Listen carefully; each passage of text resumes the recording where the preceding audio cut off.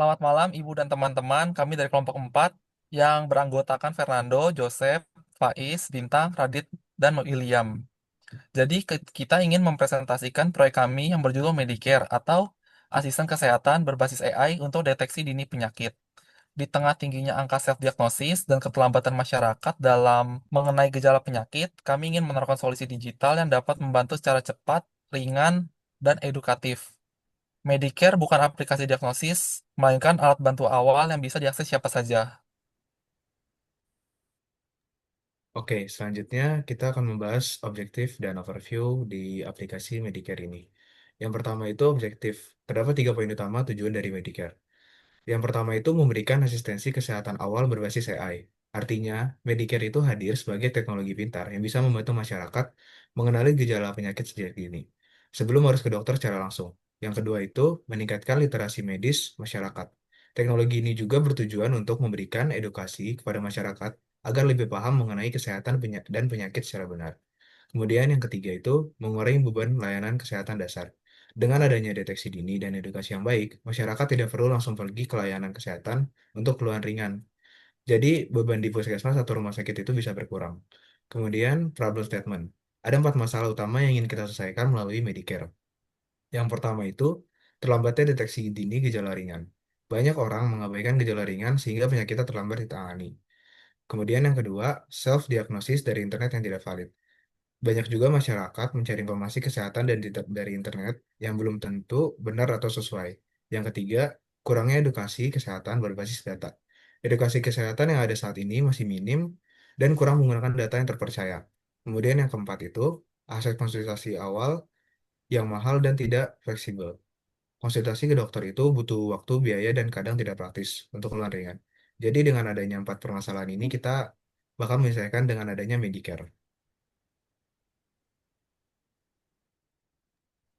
Oke, lanjut kemudian ada uh, AI Technologies and Use Case. Secara keseluruhan, AI yang kita gunakan ada NLP, yaitu Natural Language Process untuk fitur MedChat. Yang pertama ada BART yang memahami konteks keluhan. Yang kedua ada GPT untuk merespon dalam bahasa natural. Terus ada computer vision atau CV untuk scan simptom. Jadi ada OpenCV untuk bantu analisis tekstur dan warna. Kemudian ada Google Health untuk deteksi gejala visual seperti kulit kering. Kemudian ada role-based AI dan ML atau machine learning untuk menyarankan artikel atau obat berdasarkan hasil deteksi gejala. Untuk bagian backend and cloud itu untuk menyimpan data input seperti Google Cloud dan Firebase. Kemudian ada dataset yang membangun AI yang akurat dan relevan. Kita menggunakan WHO, Kaggle, CDC, chatbot input. Itu aja. Kemudian use case-nya kita memiliki 6 fitur. Yang pertama ada MedChat, MedScan, Weather, Insight, Reminder, lalu PharmaCare. Kali ini kita akan membahas lebih dalam tentang fitur-fitur yang ada di dalam Medicare. Yang pertama ada MedChat. Kita mulai dari fitur utama yaitu MedChat. Di sini pengguna bisa menyampaikan keluhan kesehatan dalam berbentuk teks. Sistem akan membaca kalimat tersebut menggunakan teknologi NLP dan memberikan respon otomatis yang informatif. Tujuan utamanya untuk membantu pengguna dalam memahami kemungkinan kondisi awal yang mereka alami tanpa harus langsung ke dokter.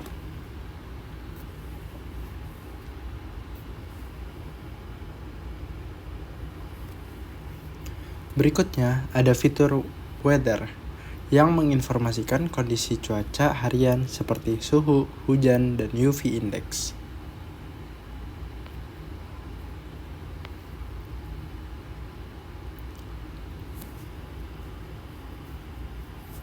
Kemudian ada fitur Insight. Ini berisi tips, fakta kesehatan, dan kebiasaan-kebiasaan yang baik yang dapat diikuti oleh pengguna. Fitur Insight ini berbentuk cards yang bisa diklik dan berisi artikel-artikel. Kemudian dalam menu PharmaCare, pengguna bisa melihat rekomendasi obat ringan atau produk kesehatan berdasarkan keluhan yang dialami oleh pengguna. Pengguna juga dapat membelinya serta memilih opsi pembayaran lalu bayar.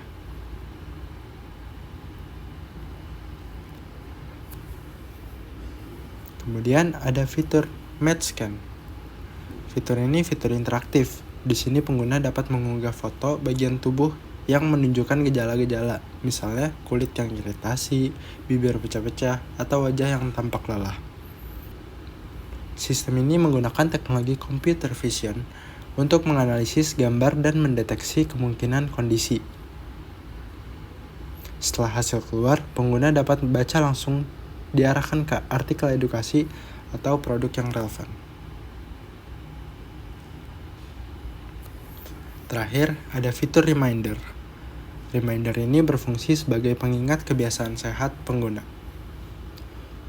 Reminder ditampilkan dalam bentuk cards, misalnya minum 2 gelas pada pukul 11 pagi. Ketika pengguna menekan tombol dan, maka akan ada instruksi untuk kembali ke home. Itulah 6 fitur utama dari Medicare. Semua fitur ini dirancang saling integrasi dan membantu pengguna dalam menjaga kesehatan secara proaktif, ringan, dan berbasis teknologi AI.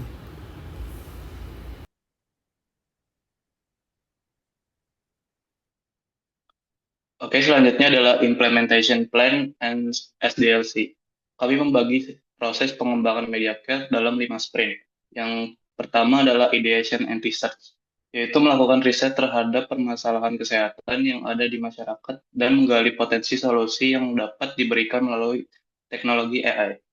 Selanjutnya adalah tahap Design and Prototyping, di mana kami memulai rancangan UI dan UX menggunakan tools Figma, serta menyusun struktur fitur utama dari aplikasi. Kemudian adalah tahap teknologi planning. Kami menentukan teknologi AI yang digunakan seperti NLP atau Natural Language Processing, lalu CV, Computer Vision, dan ML, Machine Learning. Setelah itu, kita merancang kebutuhan data yang sesuai. Dan terakhir adalah tahap pitching and evaluation, yaitu menyusun pitch deck dan melakukan presentasi sebagai bentuk validasi awal dari konsep yang sudah dibuat. Proyek ini masih berada di tahap ideation, tapi semua elemen sudah kami rancang supaya bisa diimplementasikan ke depan. Lanjut. Sekarang kami akan membahas tantangan dan limitasi dari aplikasi Medicare kami. Yang pertama adalah ethical dan data privacy concern, yaitu di sini data dari kesehatan user atau data yang terkait dengan kesehatan user itu cenderung memiliki data yang cukup sensitif terhadap user. Di sini cara kami untuk mitigasi ini adalah melakukan simulasi tanpa pengumpulan data yang real. Dan kemudian kami menggunakan sistem autentikasi yang dirancang telah menggunakan Firebase yang sudah comply. Kemudian yang kedua ada misinterpretasi dari NLP. Contohnya ini di sini kalimat user, keluhan dari user itu dapat dirancang tergantung user dengan kalimat yang berbeda-beda dengan menggunakan istilah non medis dan bahkan kurang kurang jelas atau ambigu. Kami memitigasi ini dengan menambahkan klarifikasi otomatis dari medchat kami dan terus kami juga melatih NLP kami dengan data percakapan medis yang ringan atau tidak teknis atau lebih menggunakan bahasa umum. Kemudian yang ketiga ada data set bias. Itu salah satu contohnya tantangan aplikasi kami itu model computer vision yang kami ada bisa bias karena gambar kulit yang tone-nya berbeda, warna kulitnya berbeda, dan juga pencahayaan yang rendah atau kualitas kamera yang berbeda. Di sini kami memitigasi dengan menggunakan dataset dengan jenis kulit yang beragam atau tingkat cahaya yang beragam, dan kami juga menambahkan opsi untuk mengulang hasil kami, untuk user apabila mereka tidak yakin dengan hasilnya, mereka bisa minta saran ke dokter secara langsung apabila tidak yakin. Yang terakhir, overtrust in AI suggestion, yang berarti pasien memiliki potensi untuk menganggap saran dari medchat kami atau AI eh, menganggap sebagai pengganti dari saran dari dokter. Mitigasi kami di sini adalah untuk menampilkan disclaimer di setiap tampilan medchat kami. Boleh next. Di slide ini saya akan membahas dari aspek etika, hukum, dan dampak sosial dari aplikasi Medicare. Dari yang pertama-tama dari sisi etika, dari aplikasi Medicare ini kami berusaha menjaga aplikasi ini tuh nggak menggantikan peran dokter.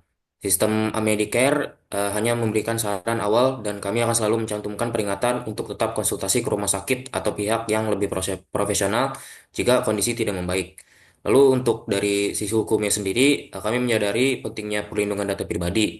Apalagi jika sudah menyangkut data kesehatan atau data pribadi dari pasien. Maka dari itu, sistem akan mematuhi hukum yang berlaku seperti Undang-Undang Perlindungan Data Pribadi, serta memberikan opsi agar pengguna bisa menghapus data mereka kapan aja.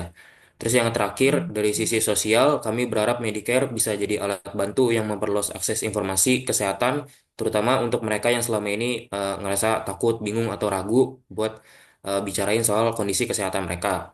Terus di saat yang sama kita juga sadar kalau nggak semua orang punya akses yang setara terhadap teknologi. Jadi pendekatannya akan kami rancang agar sederhana dan bisa dipakai semua orang. Sekian dari presentasi kami, kurang lebihnya mohon maaf. Terima kasih.